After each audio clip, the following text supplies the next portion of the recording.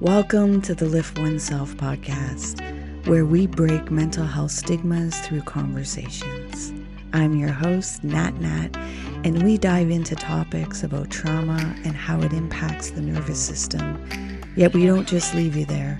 We share insights and tools of self-care, meditation, and growth that help you be curious about your own biology. Your presence matters. Please like and subscribe to our podcast. Help our community grow. Let's get into this. Oh, and please remember to be kind to yourself.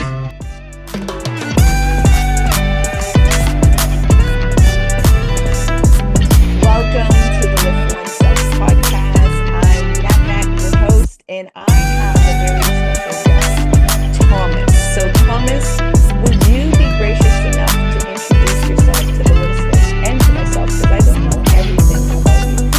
All right. Yeah, my name's Thomas Brown. I am an author, a podcaster, and mental health advocate. I just recently, I lost my brother to suicide in 2020. Sorry, I lost my brother to suicide in 2001. In 2012,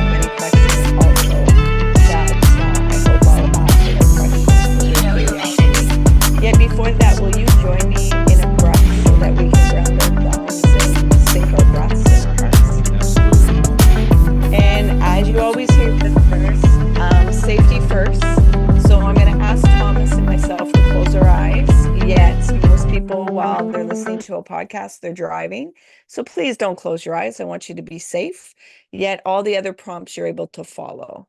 So please get comfortable in your seat, and you're going to gently close your eyes, and you're going to begin breathing in and out through your nose, and you're going to bring your awareness to watching your breath go in and out through your nose.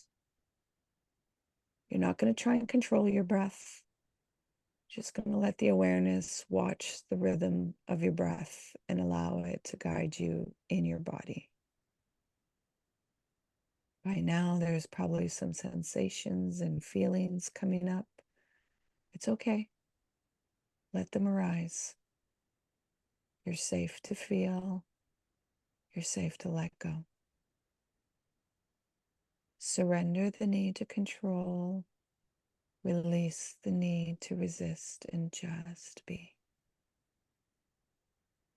Be with your breath. Drop deeper into your body. There's probably some thoughts or to-do lists that may have come up in your mind. That's okay. Gently bring your awareness back to your breath, creating space between your awareness and those thoughts, and going deeper into the body.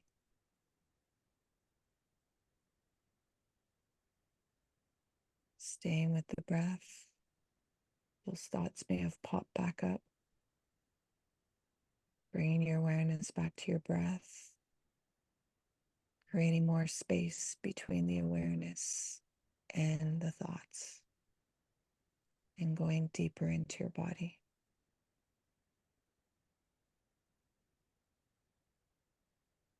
Now, while still staying with your breath at your own time and at your own pace, you're going to gently open your eyes while staying with your breath. How's your heart doing? Outside of the caffeine I had about an hour ago, pretty good.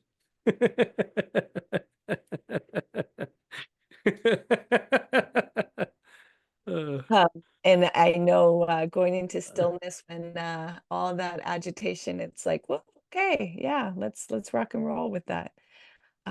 We are in a time difference. So my time right now is going on 7 p.m. What time is it for you? it's going on 4. Yeah. Um, so I'm presently watching the sunset, which I was just going in awe before we started recording. And I was telling Thomas how I use that as a grounding method for myself to, release whatever is constricted in my body and allow there to be an openness and a vastness to go beyond my little small narrative and be in the bigness of the universe and everything that, I don't have control over, yet takes very well care of me. So I am the sun and the moon I chase after. I'm a big sunrise and sunset person. I've if we talk about a little bit about the bicycle adventure, I went through 21 states on that journey a few years earlier. I walked cross country with a group of people and went through 13 states on that adventure. And I got to tell you, I love an Arizona sunset. There's something about that desert sunset or sunrise where there's just not a lot of obstruction, a lot of wide open space with beautiful mountains in the background and just a spectacular sky. So Yeah, I guess that's going to be on my bucket list. it's crazy too because I don't like Arizona, but like I love our sunsets and sunrises. Yeah, it's fascinating too how the sun looks so different depending on where you're standing on this earth. Yeah, That each perspective. backdrop. Yeah. Like some places, like, most times it's just an average size here. Yet there's been times where the sun is setting here and it reminds me of those Star Wars blood red sunsets. And it's like, I'm in Star Wars, like, oh my gosh. Yeah, And it's totally. so huge. And I'm like, but I'm not in the Caribbean because in the Caribbean you see it so big. But yet Mhm. sometimes for some reason, just that opening, it's like, wow, I'm blessed to be able to see it. Yet usually I see it only this way. Yet the more you travel, you see, depending on where you are in the earth, the sun and the perspective of it is so different. And Totally. it's invigorating because then it shows you in your own life, you can view things from different perspectives. It might be the same thing, yet if you open yourself up, you can see different ways about it and different shades and different textures. Before we started, you spoke about your brother. Hmm. So I would like to know his name, His name's Mark Brown. Mark Brown. He was 6 years older than me. He died 3 weeks before his 30th birthday. Um, and it was about 3.5 weeks before 9/11. So I remember that like vividly as like the world seemed to be falling apart, especially here in the States. My world had already had like a massive blow to it. So, there was kind of like a selfishness and ego to my pain of like, well, now everybody else can feel as shitty as I am. you know Yeah. it's an absurd thought to have, but when you're in the midst of trauma, there's nothing logical about those emotions. Not at So all. Not at all. And I think, when you learn more about trauma, it's not avoiding those dense emotions. It's actually asking it, what is the information, and allowing it to have some expression. Yet it feels very uncomfortable because they're very overwhelming. And there's some authentic emotions that we've probably never even were able to feel at one point. So now you're interacting with something that you don't even have the verbiage or the tools to process and not let it hijack your behavior or shut you down. Yet you do have to disassociate. You do have to be messy through this whole process. There is no Yeah. perfection in that kind of grief. Yeah, yeah, and I would also say that like the spectrum of emotions is so vast that we probably have a lot more emotions than we have words to describe them. And when you have an inability to articulate something, that only adds to the frustration. Exactly. Because now, you go through an experience and you understand it. And then when somebody gives some language to it, you're like, that's it. Yeah. Oh my God, I have verbiage. Eureka!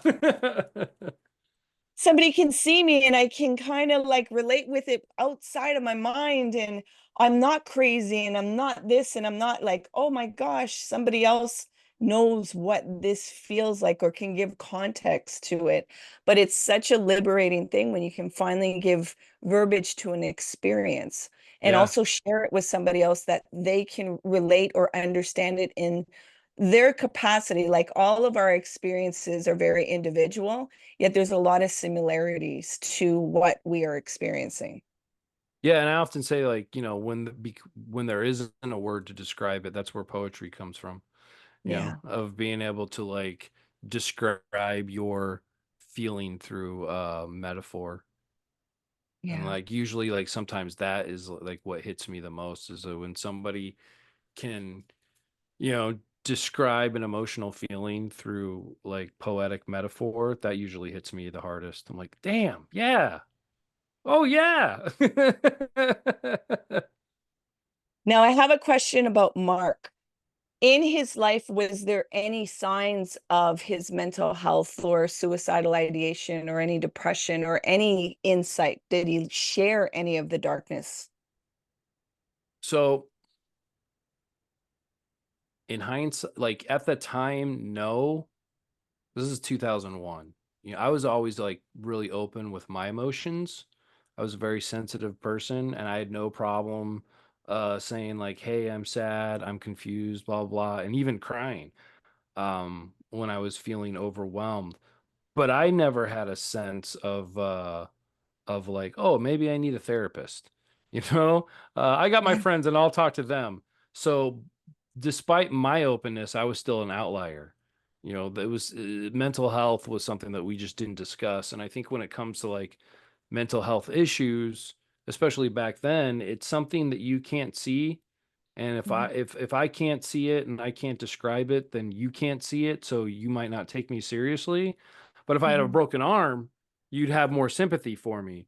So I think my brother was, first of all, his vice was he was a his vice was women. He Mhm. was hurt very early on, like right after high school, he was hurt in a relationship.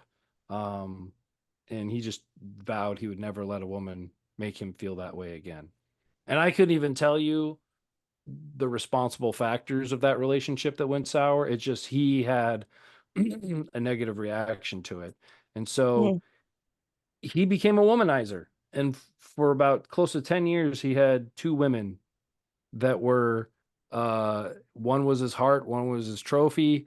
Unfortunately for me, one of them was somebody that I had been friends with since like grade school, and we had now graduated high school, and the other one was my boss. So I didn't want to be a part of that, and I was stuck smack dab in the middle. In order to be a really good at something somewhat nefarious, such as womanizing and having multiple partners without them knowing, in order to sell a story, you got to believe a story. You know what I mean? Yeah. So, besides those two women, my brother had other conquests, what he would describe as conquests on the side to go with that. So, he was just, if you didn't care about the low character of that behavior, you could be in awe at the web he was able to weave, you know? Mhm. Yeah. He was really good at it. And all that being said, with that, when those relationships ended, they weren't they weren't by his intentions, and they both ended at the same time. And so his house of cards came crumbling down, and he couldn't handle it. And instead Mhm. of telling people that he was sad, he was upset, he was frightened, he was scared, he told people that he had cancer. So he created another story in order to cope with the pain that he was feeling. Mhm. Um, in hindsight, that's a big red flag. You know, I was at the time, I was 23, getting ready to turn 24, and I was a confused young man at that time. Um, and my brother had a lot more power in the family dynamic than I really respected that he had, you know? So I was kind of like, once again, I was the outlier with how I expressed myself emotionally amongst my peers and my family, and I was also an outlier of my family. I was the black sheep of the Yeah. of my family. Um, so like in hindsight, that was a huge, huge, huge red flag of just not being able to be honest and Mhm. open. And I would say that like his view of what a strong, man is and how he emotionally abused these women for his own, carnal lusts and Just- desires. Yeah, and he was soothing his pain. Yeah, yeah, yeah. That I think that idea, that one small trait of toxic masculinity, uh the very idea of that idea of what it is to be a man was eventually, to me, was the thing that killed him. Yeah, like if the suicide was, was the symptom of a deeper wound that he was unable to to deal with and process. So yeah, to answer your question, like at that time, I didn't see the red flags. You know, I didn't think that my brother was capable of that because he was so bombastic. Hmm. Hmm. He Yeah, was the mask. he was a singer. He had a lot of charisma, and it was just it was something that I would have never conceived of. You know, I'd never had an experience like that before either. So that's Of probably course. why. Um, and the mask that people put on, they don't allow you to see the vulnerability. So Hmm. that mask he put on, there was armament, and there's no way that you're going to see the vulnerability, and the pain and the wounding that's going on internally. Uh, how did you feel guilt in your process of grief? I didn't, to be Okay. honest with you. My brother and I were I liked to smoke pot at that age. I was a big cannabis user, really into like experimentation and seeing like where I could put my mind.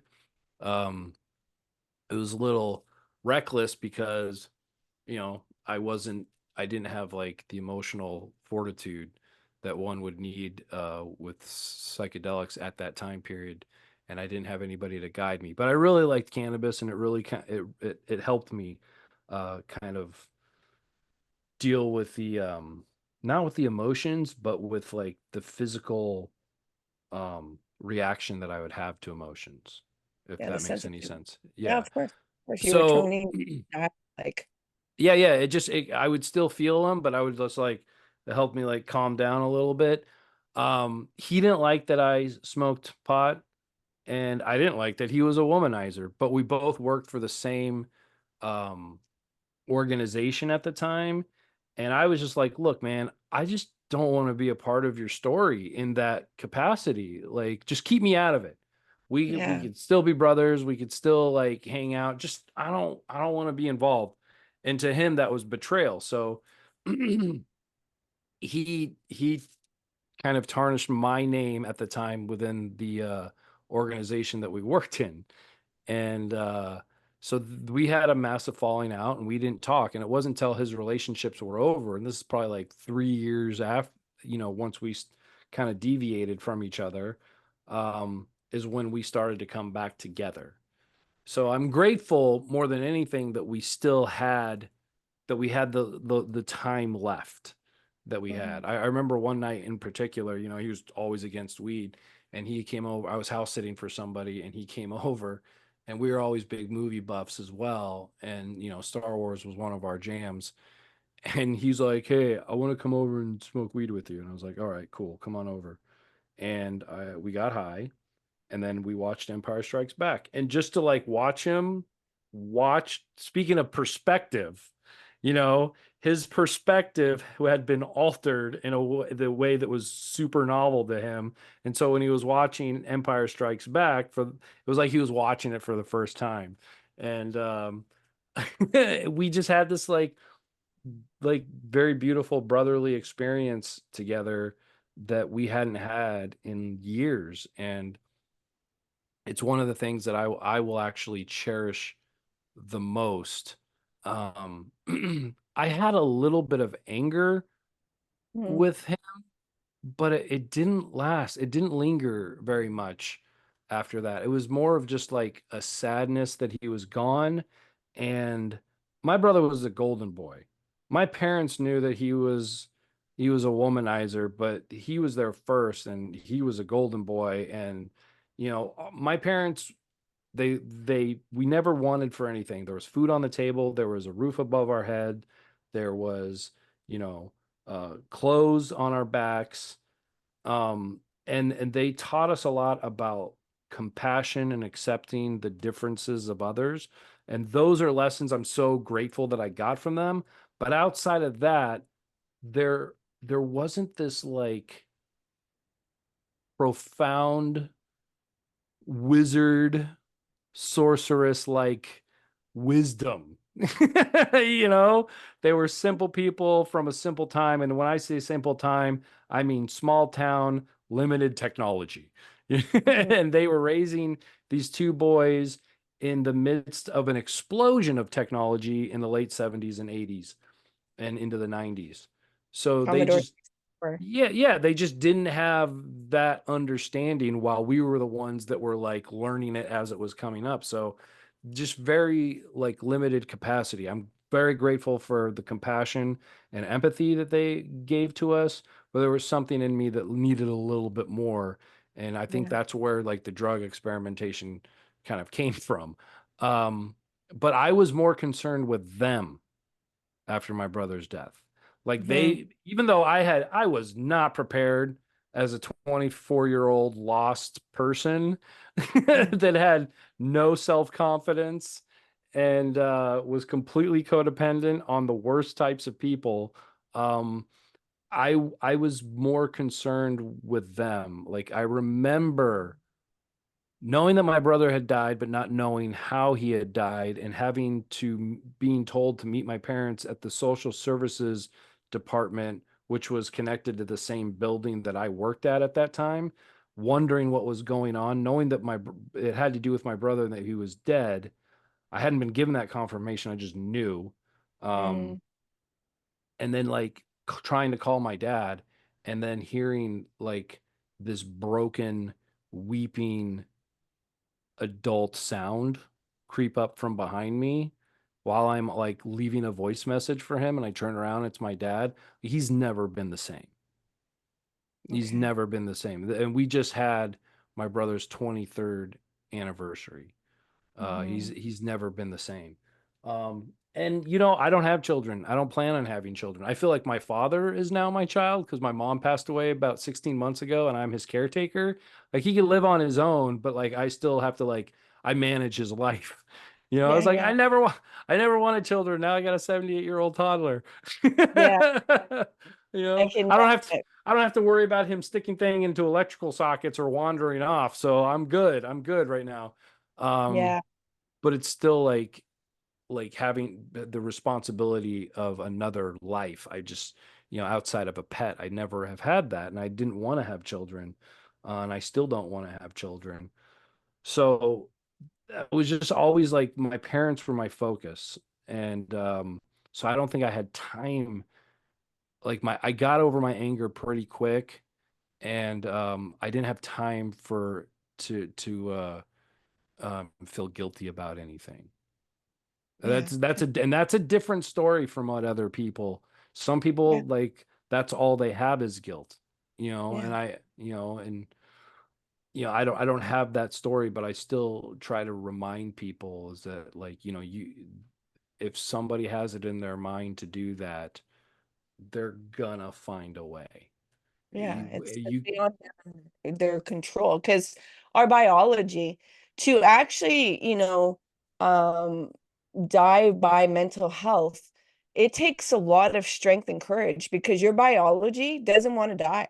it resist Like it. Yeah. it will like be apprehensive, it viscerally pull you back, all these kind of things. So to be able to override that, that's something of a very deep darkness that you don't have access to your behavior also. I know Yeah. that, I go was ahead. gonna say, yeah, and not only that, but like, um, it's from my experience and all the stories that I've heard, it's more of I just want the pain to end.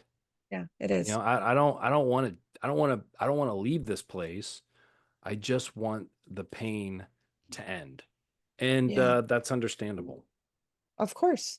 Of course. And that's why, when people have this narrative, I really loathe when I'm hearing the religion and hell and that the person isn't saved and then the family members are all, and I'm like, where are you causing more pain and suffering for those that are still living with this? And who are you to cast judgment on someone that you don't even know the depths of pain that they were having to deal with day in and day out?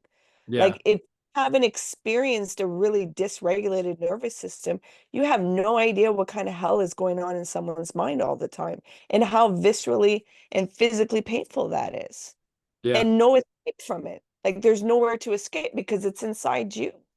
I I mentioned something in my book. So in like the suicide loss survivors community, they they kind of create their own rules and their own reasoning for it. And as I've always been an outlier. I don't look like it.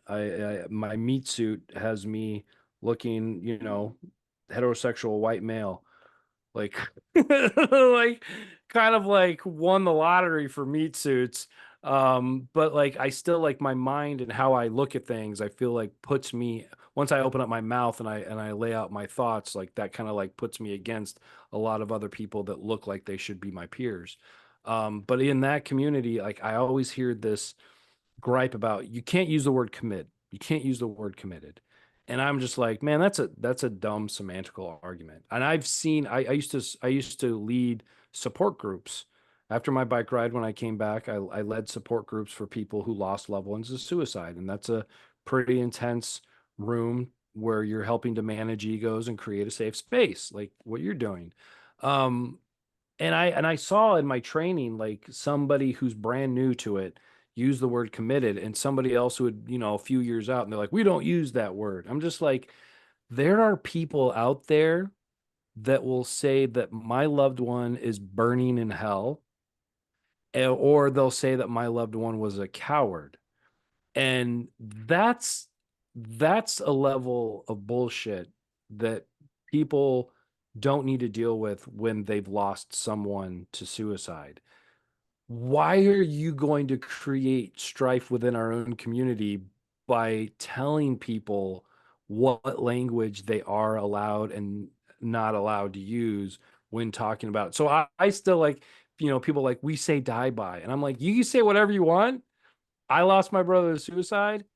You're not going to tell me I can't use the word committed. All right. Uh, I just like it. To me, it's a semantical argument that is a waste of energy when there's actual people that we should be concerned with. And that's what you brought up, the people that say like they're cowards or they're burning in hell. So, sorry, that's just one of my soapboxes that I have to like lay Oh, out there.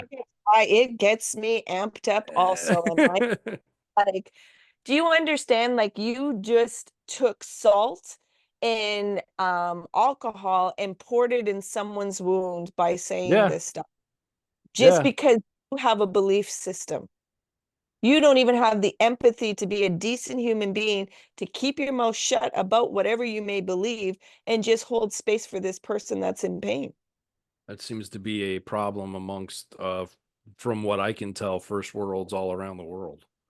So I can't I, speak for any other. That's why I'm speaking for the world that I live in. So yeah, it's wild.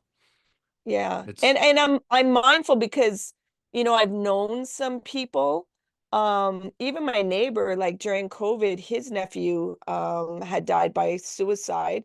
And he came to me and he asked me, like, do you think he's gone to heaven? I'm like, of course he is.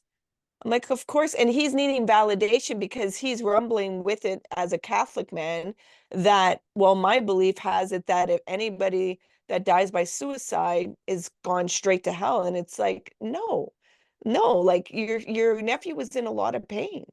And that is yeah. why he did what he had to do for himself. And it's funny too, is that like there's a gentleman that I met. His name's Frank Campbell, and he's one of the activists. He's a thanatologist and a suicidologist, so means a study of death and suicide. And he's a really big name here in the States for um, helping to create the community of uh, of support groups for people to talk to. And he gave us a little history lesson of how that even became a thing. Um, and it all happened like back in Europe uh, during in the Middle Ages, of where, because life was so hard for the common peasant man, that there was a lot of like rash of like suicides. Hmm. And when you have a man back in that time period killing themselves, well, you're losing taxation and you're Hmm. losing work. So Labor. the state went to the church and was like, how do we deal with this? And it was pretty much decided then that, like, well, we won't allow those people to, not only will we not allow them to be buried in the church, we won't Hmm. allow them to be buried in the town. And we will we'll we'll look down on Created the other family members who are still alive. So, it just blows my mind of, people don't, and that's my big beef with the world in which, I'm a part of now, here in like a first world country like the States. Again, I bring that up because I can't speak for another nation, because I'm not a part of that nation. So, if this resonates with you wherever you're at, like, you know, run with it. But I feel like there's such like a lack of awareness, and with awareness, the lack of self-awareness, lack of understanding of, why do I believe the things that I believe? Where do they come from? And that there's no real curiosity to dig deeper into the story of who I am. And when I say the story of who I am, who am I outside of every single influence that has been vying to control my view of reality? That's family story, the religion in which you were raised, um, the the nation that you were, the education, the political system, just like, who am I at its core? And I think for me, my kind of philosophy, or my belief system, is that not knowing who we truly are, and the world is going to tell you who you are. And if that goes against your nature, and even though you don't even know what your nature is that's a recipe for emotional and spiritual catastrophe. very much so. Very, very much so. And we're seeing a lot of that with people. As you said, at a certain point, there were so many suicides. And right now, the way the economy and the way humans are treating each other, it's almost like we're going through another kind of plague with mental health. Hmm. um, because just the way humans are treating each other, that the capitalism has really just mesmerized people, and thinking that it, like zombies, walking Hmm. zombies, that the materialistic world is much more important than being a decent human being to another human being, and Yeah. seeing that life is so valuable, and really just treating people like they're indispensable and that they have no value. If you have nothing to contribute towards this capitalism part, you aren't worthy of being anywhere in this realm or whatnot. And I think, that's the reason why I created this podcast, is to remove the stigmas around mental health, and that people had a space where they could hear different modalities of how they're going to engage with mental health and find the courage to do that critical thinking, to question things. Like Hmm. I was a hedonism and a disruptor. I come from a Catholic religion, and as a girl, I was always questioning the priests and questioning things, and my mother used to cringe and be like, just shut up. But I was like, that's like, why can't I touch Bible? Why does the priest only can touch Bible? And then I have to go through him to talk to God? Like, that stuff doesn't make sense. So I'm thankful for the bravery that I had in myself to be like, I'm not drinking your Kool-Aid. Like, this is not making sense to me, and being able to question it.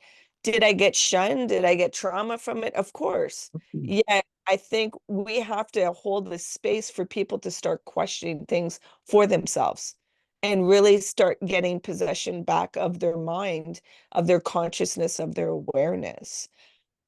What possessed you to walk and bike for such Um, so my cross to bear was always codependency. And I was so frightened and scared and uncertain with life and what I was supposed to do and how to live it. Um, that I would latch on to anybody that seemed to be good at pretending that they knew what was going on. So I had a lot of like toxic relationships. And there was just something brewing within me. There was all these things that I always wanted to do. I knew what I wanted to do. I didn't know how to do them, but I just didn't have the courage to go off on alone on my, I was afraid that like, oh, if I go off and do this, then like I won't be around my friends and that's terrifying. Not realizing that I would meet other people along the way. Um, and finally I just got sick of it. I had a what I call my hetero life mate friend since like second grade, and him and I were like living together. He went to a different high school, and so we didn't have high school, but after we both graduated, we hung out all the time, and it was a toxic relationship. And then I was in a intimate relationship with this woman that was also toxic, and I just knew that I needed to change. And my parents, um, in 2006, like they had been part of this very, very, very progressive church, very progressive, one step below Unitarian. They still consider themselves to be Christian, but they were open and affirming to other sexual orientation. They believed that there was more than one path in the Christian path to connecting with God. They believed that we should take care of our brothers and sisters, so they're big into social justice. They thought we should take care of the planet. They believed that secular art was just as powerful as scripture. So I was just digging on them. I dug the entire platform. And so I was like, hey, I'll walk with you guys. And there was a filmmaker that was following them, and he was all by himself and he needed an assistant. So they were like, hey, instead of just being a walker, do you want to we know that you're interested in film. Would you like to be the production assistant? Which pretty much meant I had to do everything. I shot, I recorded audio, I did some video editing, I did a lot of stuff. And plus, I walked backwards a lot while I was interviewing the walkers as they were walking forward. So it was just kind of like theology on the road and film school on the road. And it was the really kind of like the first steps of me disassociating myself from some of those toxic traits. When I was done with the walk, I was still in that intimate relationship with a woman that was like horrible, and I still didn't have a therapist. And I came back from that. I went into film school, and I was having the growing pains of like loneliness. I'm not gonna, because I'm lonely, I'm not gonna just jump into every toxic relationship, even though I was still in an intimate one that was toxic. But I was starting to make those steps. And then I finally got sick of that relationship, and I knew that I needed change. And so in 2008, I found myself in a therapist's office. And she really helped me tear the onion of my consciousness and my awareness apart, and it really helped me. And that's when, 2 years later, I was finally out of that relationship. I met this guy Zach, who had also lost his brother to suicide, and in the summer of 2010 we had this conversation and talked about doing this bike ride.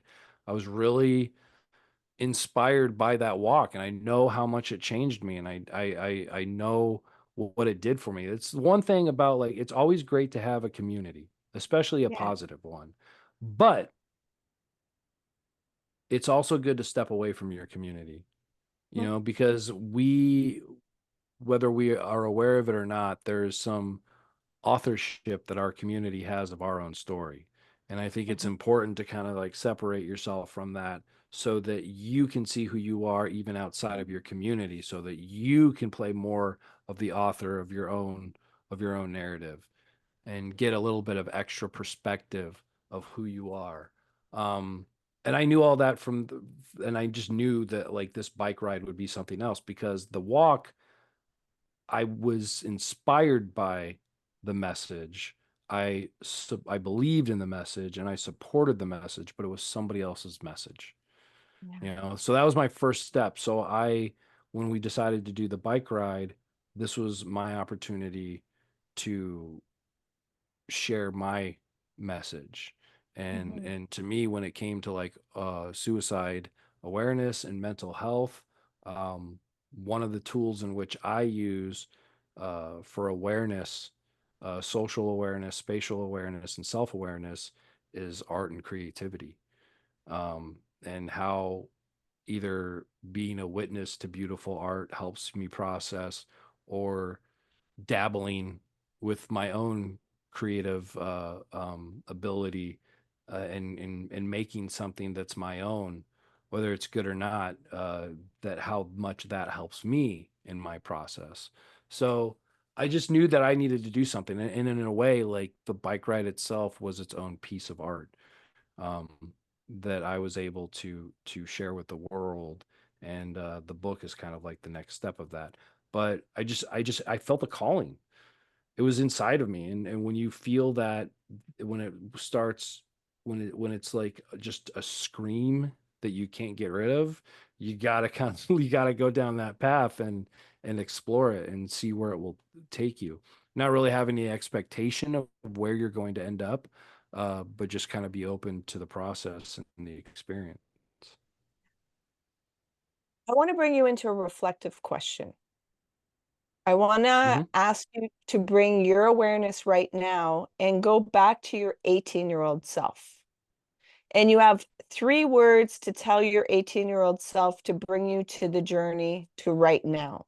What would those 3 words be? I'll do it in two. Know thyself. Mhm.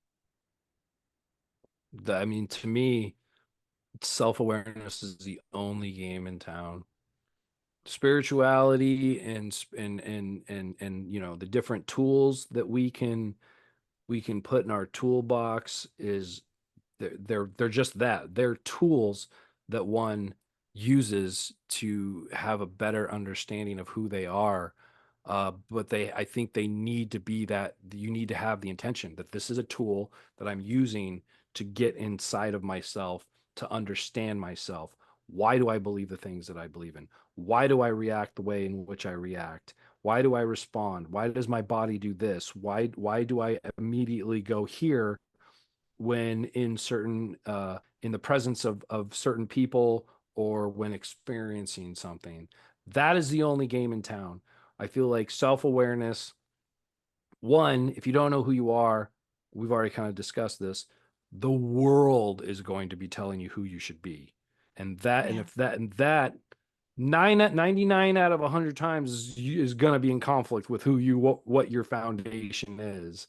And you Yeah. need to understand what that foundation is. And the other thing, it's like when you're born, you're given this map, and there's a giant X on that map, and it's got the treasure that you need. If you don't know who you are, you don't know where you're starting on that map. That's true. So like self-awareness is the starting point of getting to that thing. And not only that, not only about self-awareness, the one of the things that I feel like I can shout this from on high is that, like, there's no way I can sell you anything. Mhm. There's no method in which I can sell you. Not all tools do the same thing for the same for everybody. So Mhm. part of the journey of self-awareness is you figuring out what tools work for you, Exactly. what tools challenge you, why they challenge you. You know what I mean? So that's why, like, self-awareness is the only game in town. I can't tell you how to go on the journey of self-awareness using the tools that I use for myself.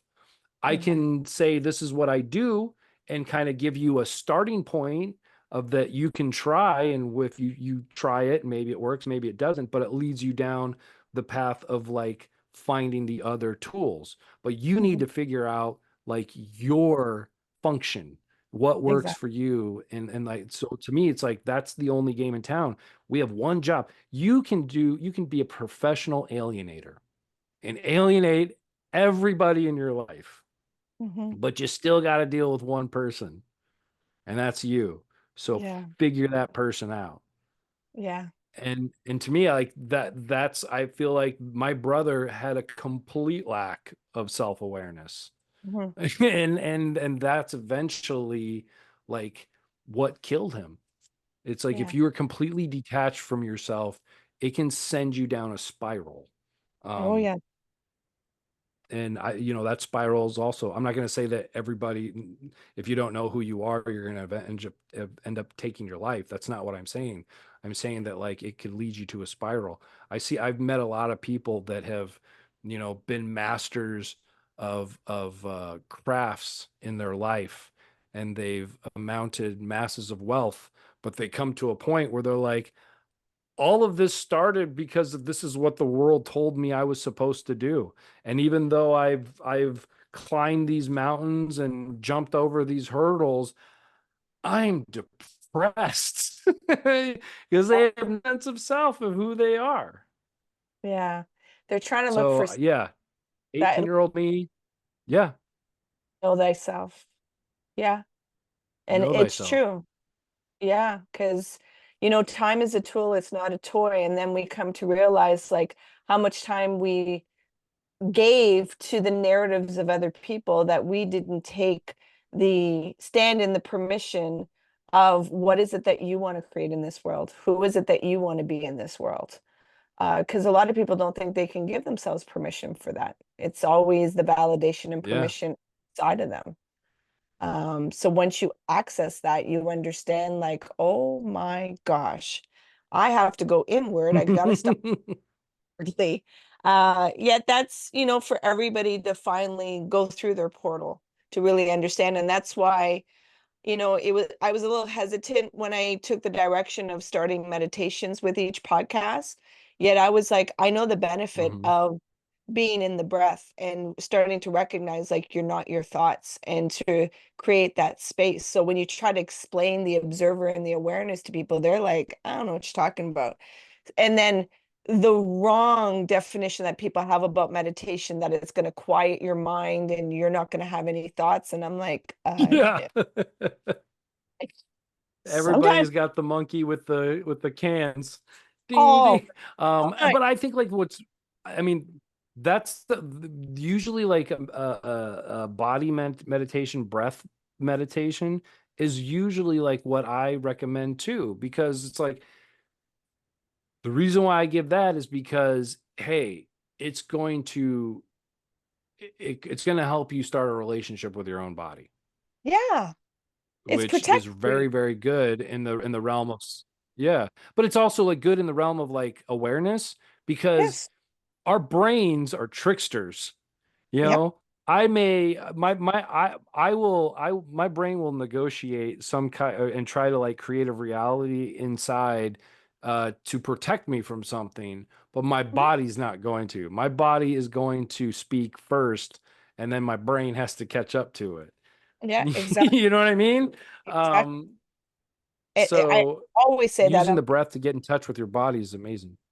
That's why it's like, and when people are like, when I, give the prompt that there's some feelings or sensations coming up, and people are like, how'd you know? And I'm like, because we numb, we stay in our head. We don't want to hear anything body's trying to tell us. I don't want to feel it. I don't want to see. I don't want to, I would rather be in the BS of the illusion, because there's also a part that you just want to go on autopilot. You don't want to do the work of self-awareness. That's being aware all the time, and it Hmm. takes a lot of work to do that. Yeah, you can develop those tools. And on that note, I Yeah. know many people want to know where they can find you, Thomas. So can you let them know all your information and what you have to offer? Yeah, if you go to risephoenix.org, that's going to have all the socials. It's going to have the links to my podcast. The podcast channel is Rise Frequency.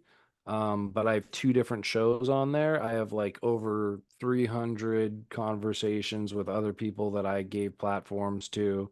And I think a lot of those are still relevant. Right now, another show on that is called Stages, where it's just like an audio diary. I started like a few months after my mom died, and sometimes it's really sad stuff, and sometimes it's me laughing in the face of sadness. And it's just you know, just it's just absurd stuff. But I think that laughter to me is like my greatest tool for medicine. Mhm. But yeah, risephoenix.org, that's where there's also a link there for my book, 2012, A Bicycle Odyssey. You can find out what the hell is that turtle doing there? What does that mean? But I'm very proud of that. I always tell people that, there's some threads in there. If you lost somebody to suicide, there's a thread for you. If you like the beatnik lifestyle of life on the road, there's a thread in there for you. If you appreciate some type of like mystical, living, as Mark Maron would say, when life confounds me, I'll go mystical. There's a thread in there for you. And if you're a big nerd and you like pop culture, there's a thread in there for you. So, and if you like all four of those, hey, this is the book for you. You're damn. If you If order you one, please, and you like it, if you like it, give it to a friend. Yes. And also leave reviews. Leave those reviews on those Yeah, websites, because it helps other people, get the information that they needed. Most of us are always looking at reviews to see, is it worth reading? Because everybody will sell whatever. Yet when we hear that other people benefited from it, so leave those reviews also. It really helps to build that community and that awareness and those conversations for other people. I want to thank you tremendously for, being here and actually really doing the alchemy in your life. You've taken those impurities and you've turned them into gold.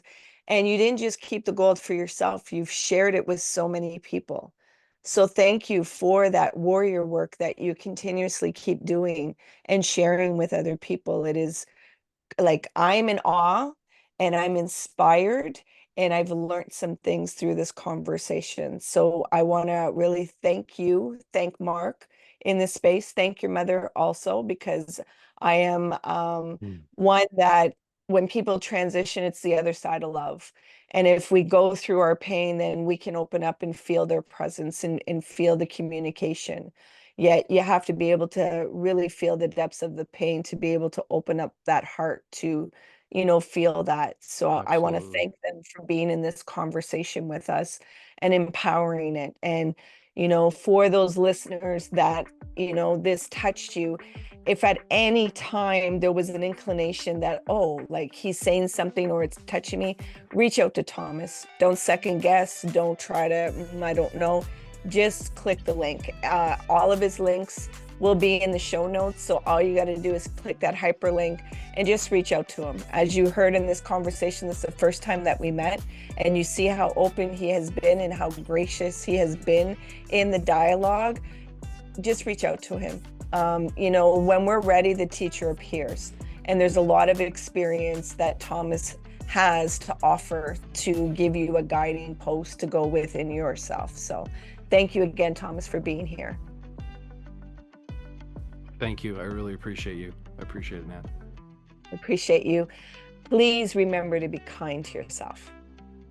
Hey, you made it all the way here. I appreciate you and your time. If you found value in this conversation, please share it out. If there was somebody that popped into your mind, take action and share it out with them. It possibly may not be them that will benefit, it's that they know somebody that will benefit from listening to this conversation. So please take action and share out the podcast. You can find us on social media on Facebook, Instagram, and TikTok under LiftOneSelf. And if you want to inquire about the work that I do and the services that I provide to people, come over on my website, come into a discovery call, LiftOneSelf.com. Until next time, please remember to be kind and gentle with yourself. You matter.